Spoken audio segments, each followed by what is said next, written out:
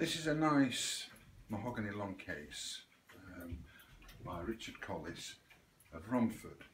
It's quite unusual because it's got a very nice silver dial with phases of the moon.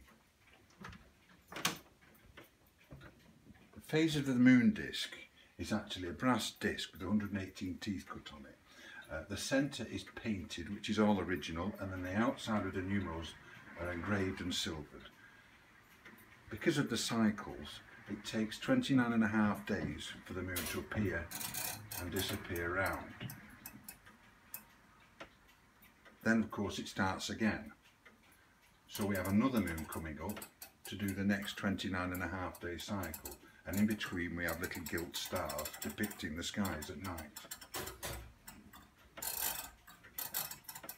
The artwork is original and in excellent condition.